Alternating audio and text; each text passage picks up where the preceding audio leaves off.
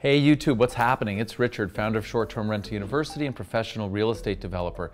Today's video is an introduction to modern portfolio theory using the efficient frontier to discuss not only what we all love talking about, which is reward, right? Making money, but underneath the hood, there's something that we don't spend enough time about, and today's video is going to highlight it. It's called risk.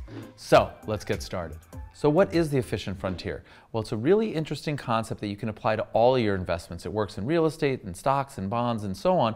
And it's basically the culmination of where you're currently invested and how much risk you have in the portfolio for each unit of reward.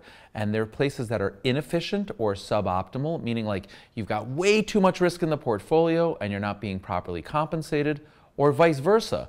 There's very little risk in the portfolio, and for that, you're getting outsized returns. Now, the latter is a much better do, right? Like I would much rather have very little risk for big returns versus very huge risk and tiny returns. And the modern portfolio theory efficient frontier basically is an amalgamation of all the different points that are efficient, where you're properly compensated effectively and efficiently. For each unit of risk, you're getting the proper amount of return, and then it's just your preference. Do you like to have more risk and more return, or you're very conservative and you would rather have less risk and accept less return? That's a personal preference. But no matter what, not a personal preference is the need and the desire to be on the efficient frontier. Anything above or below it is inefficient, and therefore we don't want to be there. So the reason this is so helpful is that so many investors, myself included at times, we chase returns, we chase reward. We look at the upside in the investment opportunity and we get really excited about it, and that's actually a fallacy. If you're listening to people or you're learning from people or you're spending all of your time just thinking about upside and what could go well, then you're not doing yourself any justice, because we all know in order to get any reward, there is risk involved. And so let me give you an example that'll clarify it if you're not exactly following. If I just said to you, is $10,000 worth of profit really good? You would say, yeah, I'd love $10,000 worth of profit. But the underlying question is, well, what did you have to do for $10,000 of profit?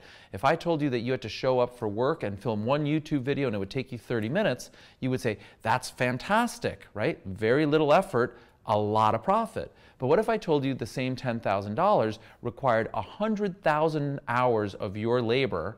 You'd feel very differently about $10,000. So if all we're doing is focusing on the reward, or in this instance, $10,000, you have to ask the next question. In our investments for that $10,000, what risks am I accepting, and which are acceptable and which are unacceptable? And we need to frame in context that profit so that we know how we feel about it. So this begs the question, how do we analyze risk? And that's a very subjective thing, but I'm going to try and make it actually more like rule-based. And the way that we calculate risk in a portfolio of investments is basically how steady the stream of income is. So for instance, the reason that bonds are generally considered less risky than stocks is they pay out a coupon. You collect the coupon every single month, and that comes in. So to try and make this a little bit more useful for you, let me distill it down using some real numbers. We're going to use some pretty generic numbers, but just follow the concept because I think it'll be really helpful. So if you signed a 12-month lease and the tenant paid you $1,000 a month, and that was a good quality tenant, and every single month like clockwork you could just count on $1,000 coming in January, $1,000 in February, relatively low risk, and $1,000 is the reward that you're receiving. Now, you should be theoretically indifferent on the efficient frontier if you received $2,000 a month with 50% occupancy, right? So if you think about it, you receive $2,000 a month, you have 50% occupancy, you have half the certainty, but 2x the reward. So it's also on that efficient frontier.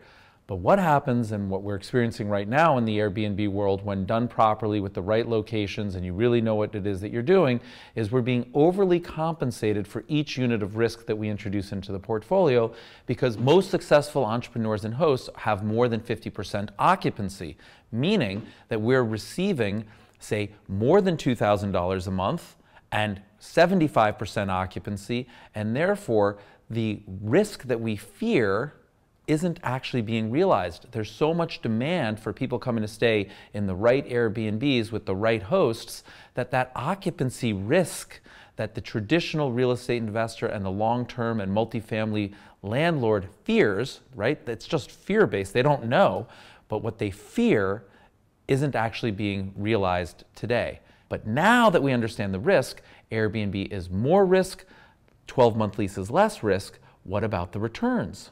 So on the return spectrum, we said because of the lower risk, I'd be willing to accept less money, and we see that in multifamily and long-term leases all the time. They may generate half or less the return versus a short-term rental entrepreneur who's listing it on Airbnb.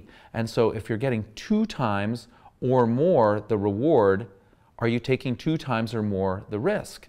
And just very mathematically, if your occupancy rate is, say, 50%, and you're getting 2x, you'd be on that efficient frontier. You're at about the same risk and the same reward profile as somebody who's accepting half the risk and half the return. So if your occupancy rate is greater than 50% on a year basis, let's say it's 60 or 70 or 80, and you're making 2 or 3 times more the long-term tenant, then it sounds to me mathematically like you have more certainty or less risk in the portfolio than one might think, and you're also being more than fairly compensated for that nominal amount of risk that you're incurring. Now, there will come a time where the equilibrium continues to balance itself out, and we will be on the risk-reward spectrum for multifamily long-term tenants versus short-term and that variability. But as of today, the basic premise I want to leave you with is, in the short-term rental space, when it's done properly, we are being overly compensated for each unit of risk, and therefore it's more profitable. And I want you to position yourself properly so that you take advantage of that. But more importantly, I want you to start thinking about your portfolio and all of your investments in terms of risk. And that doesn't only last for real estate. You should be comparing all of your real estate investments to alternate investments, whether they be in stocks or bonds or business opportunities. Risk is something that's really important, and you want to spend a lot of time thinking about it so that you're not introducing undue risk without the appropriate amount of reward. So I hope you found this video helpful. Please go ahead and like it and subscribe to the channel. I'd love to hear your questions and comments below, but the main point is I want you to start to think about risk as much as you think about reward, so that you are compensated properly for your risk and you're making efficient decisions and you're allocating your portfolio intelligently to take advantage of the opportunities as we see them. Hey, thanks so much for watching that video. I just want to share with you that the HostSaver one-click website tool is now live. People are on it, they're using it all the time, and we really want to encourage you to take control of your financial future by building your own brand and building your own business and getting off the dependency of the platforms.